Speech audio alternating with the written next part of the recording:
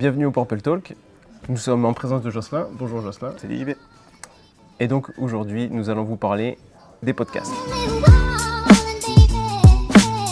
Alors Jocelyn, pourquoi on entend de plus en plus parler des podcasts ? Pourquoi ça revient sur le devant de la scène ? C'est vrai que les podcasts, c'est pas un format qui est tout à fait nouveau. On a eu au début d'Internet presque, dans les années 2000, il y a eu une vraie résurgence. Aujourd'hui, par contre, ce qu'on note, c'est un vrai succès populaire des podcasts aux États-Unis notamment, où ils sont énormément consommés.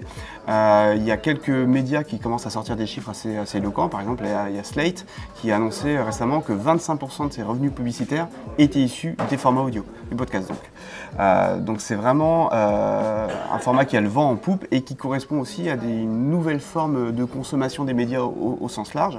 D'abord, c'est une consommation à la demande, un petit peu quand on veut, en courant, le matin au réveil, etc.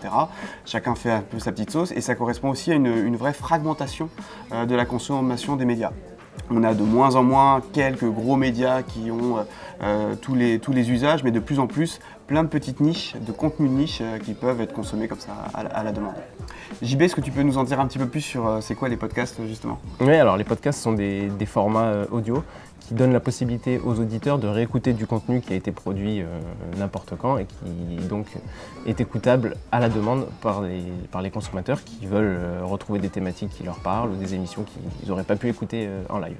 D'accord. Donc là, c'est ce qui correspond, on va dire, à l'écoute de rattrapage, des radios notamment. Est-ce qu'il n'y a pas des nouveaux produits, des formats originaux qui sont produits aujourd'hui ? Alors complètement, les médias qui s'adaptent à vitesse grand V sur tous les formats qui sortent se mettent de plus en plus au podcast. Donc des médias qui étaient spécialisés dans la vidéo sont maintenant adeptes de ce format podcast et publient du contenu adapté à l'audio justement. D'accord, donc on retrouve des reportages, des émissions de débat, des émissions thématiques. Je crois savoir qu'il y a aussi des indépendants, des semi-pros qui s'y mettent. Est-ce que c'est pas finalement les nouveaux influenceurs qu'on va retrouver ici ? Oui, alors c'est possible puisque en fait la création d'un podcast c'est relativement facile. Il suffit d'un micro, une salle un peu isolée et on a la possibilité de créer un contenu de qualité.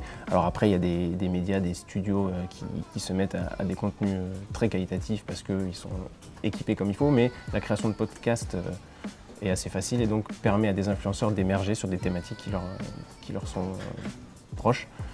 Et donc un influenceur peut vite émerger sur ces formats. Alors ce format podcast cartonne aux US, quid de la France ? Comment se positionne le marché français sur ce format-là ? Alors clairement en termes d'usage et de production, la France est pas mal en retard par rapport aux États-Unis. C'est une situation qui s'explique déjà parce que le paysage audiovisuel n'est pas le même.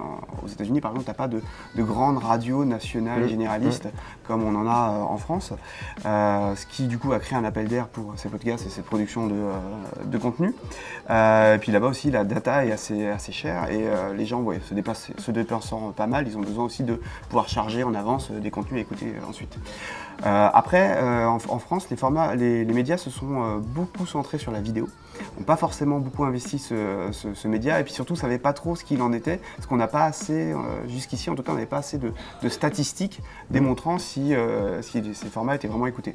C'est en train de changer. Il y a iTunes notamment qui a fait une petite révolution en proposant enfin des statistiques, donc on sait qui écoute, combien de temps, réécoute, etc.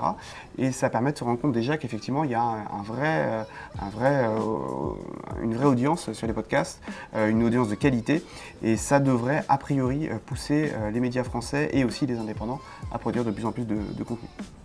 Mais ce qui pose par ailleurs la question de est-ce qu'il y a une opportunité pour les marques Oui, complètement. Comme tu le disais tout à l'heure, la possibilité de créer du contenu facilement par des influenceurs ou des micro-influenceurs va permettre aux marques elles aussi de pouvoir attaquer ce marché de niche et donc de se déployer sur des contenus différents, puisque l'enjeu pour les marques, c'est évidemment de se différencier sur les différentes plateformes, les différents formats. Donc ce format podcast offre de grandes possibilités pour les marques qui voudraient créer du contenu original. Alors soit en créant du contenu original, du brand content, bien évidemment ça va pas être facile parce qu'il faut trouver quelque chose qui accroche l'auditeur et quand on est une marque c'est toujours plus difficile. Néanmoins on aurait la possibilité d'avoir quelque chose de très d'avoir une écoute super intime avec le consommateur dans un contexte où il est attentif, donc c'est vraiment une opportunité assez forte. Il y a, comme tu le disais, les influenceurs qui permettent de faire des actions d'e-réputation, de digital ERP. Et puis il y a aussi, il ne faut pas l'oublier, l'usage qui se développe énormément, qui sont les assistants vocaux, et sur lesquels il va falloir proposer du contenu.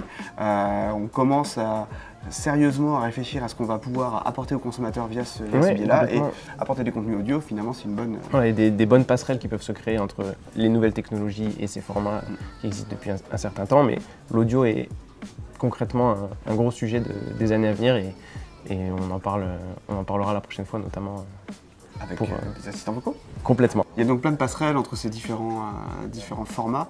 Ce sera intéressant d'ailleurs de savoir si vous, de votre côté, vous avez eu ce genre d'initiative. Donc n'hésitez pas à commenter et on se fera un plaisir de rebondir éventuellement dans le prochain épisode des Purple Talk. Tout à fait. Merci beaucoup. Merci.